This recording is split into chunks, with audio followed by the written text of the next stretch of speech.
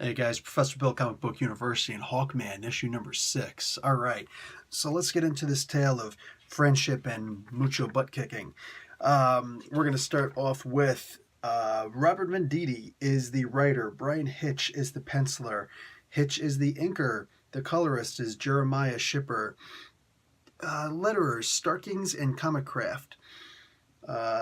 Hitch and Alex Sinclair did the cover, and the variant cover, Matteo Scalera. That was actually a really interesting cover. I didn't grab it. I went with the regular cover, but still, it was beautiful. I just can't keep on buying 2 covers of every comic book I like.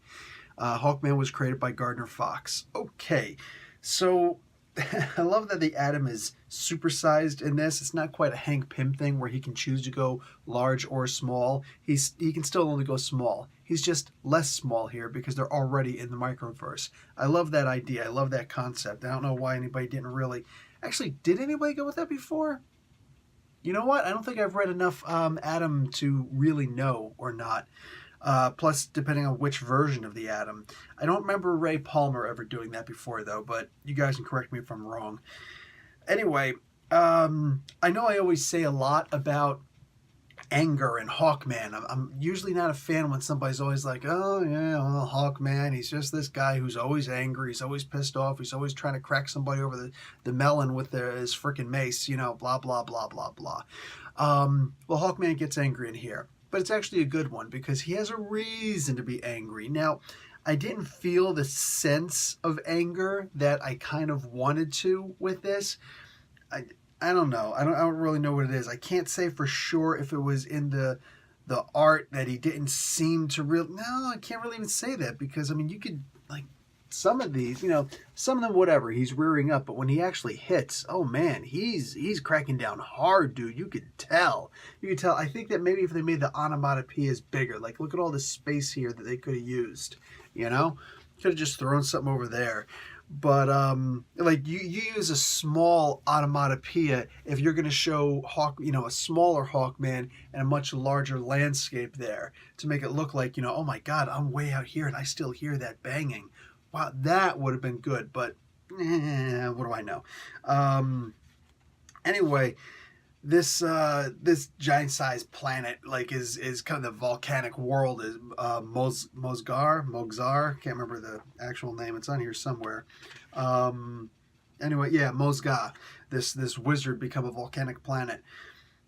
This was still actually really cool. Hawkman is looking for his store of nth metal. Turns out it's not quite nth metal that he's looking for here. It's not necessarily a weapon, so to speak.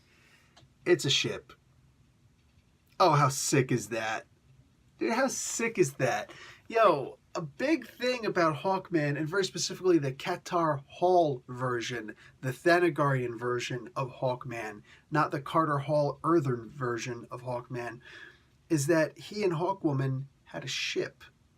And their ship had their storage of weapons and all these other amazing things on there. Well, all of a sudden, Hawkman got a ship again. Yo, man, Hitch and Venditti, they've got this way of giving us back the Hawkman that we'd been missing for a while. And just seamlessly, seamlessly. Like, ships don't necessarily grow on trees. Even if you're Atom and you keep a whole bunch of them in your drawer, which I thought was a really cool set. I dug that. This guy's probably got as many ships in his drawer as the Flash has rings in his drawer. If anybody saw that Justice League episode.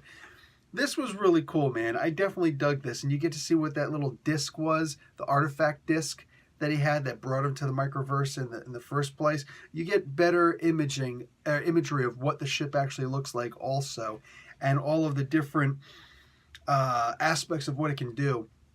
Here's an earlier version of this was actually from the you get the microverse version, or at least one of them, of what he used to be. Avion was his name when he was in the microverse, and you could see the image, and it looks cool, it looks great. Buy the comic book and you can see it too, bruh. What do you call it? They've got I like that he's got a Zeta device on the ship. That was actually really cool. I dug that because what do you call it? There was obviously a Renian version of him. Now the interesting part of that is that the guy who created the Zeta device is actually still alive. So if there was a Renian version of him who used a Theta device, remember, Hawkman travels through time. That doesn't mean just through history. It could also be the future. So I'm imagining that the Hawkman who did this must have made this ship. He must have been from the future of Ran. Well, the future period. So I like that idea. That's realistically, that's the only way I can make it make sense in my head canon. But all that being what it is, that's cool. I dig that. So it's got a Zeta star drive on there. Awesome. So we're talking about hyperspace in Zeta space, basically. That's really cool. I dig that, man. I can't wait to see what else they got in there. Also, I'm not going to show you the bottom of this because it shows this dude's face, this dude, but the whole Deathbringers thing, this is sweet, man. This is getting awesome. Yes, this is the last page. I'm just not going to show you the bottom two panels because it might give away too much. It didn't give away too much for me because I don't recognize that face, and I feel like I should. I have a guess at who it could be, but the hell do I know? Anyway, digging on this, man. This is really good stuff. If you guys aren't reading this comic book, you're seriously doing yourself a disservice. I'm not going to tell you to go out and buy it. That's not what I'm going to tell you to do. What I am going to tell you to do is consider taking a chance. But start with issue 1 because it's good. I feel like this is good for any one of these issues for the most part. They feel like all of them are pretty good jumping on points, all right? They're not perfectly jumping on points, but the way that this comic book is written, and usually I don't like this. Usually I like it when comic books go with the Marvel way of their first page intro. It'll just be, oh, real quick blur about who the character is. If you don't know who the character is, here's a quick paragraph or two, small, of what had recently happened in this arc and possibly the arc prior. The major touching points, and okay, here's the people who made the comic book. Boom, let's get talking about the comic book itself. All that on just one page. That's kind of done in this comic book also, but we keep on getting Hawkman's diary journal entries.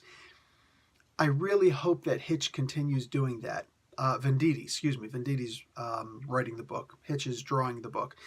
I really hope that Venditti continues doing that with the comic book. Because like I said, I usually don't like it when they do the recap. There's a whole bunch of books where I look and I'm like, oh God, why are you making me read all this stuff? Nope, skipping the page and hoping that I'm not missing something, integral to the story.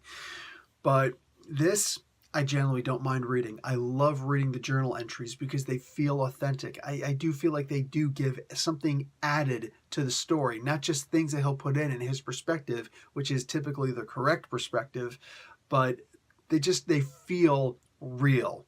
They feel like it's something that's supposed to be in the story. All right. Not even that it's important to the story, but like it was always meant to be there. That can't be easy to do. I want to know. What do I know? All right, guys. Professor Bill, Comic Book University. Class dismissed.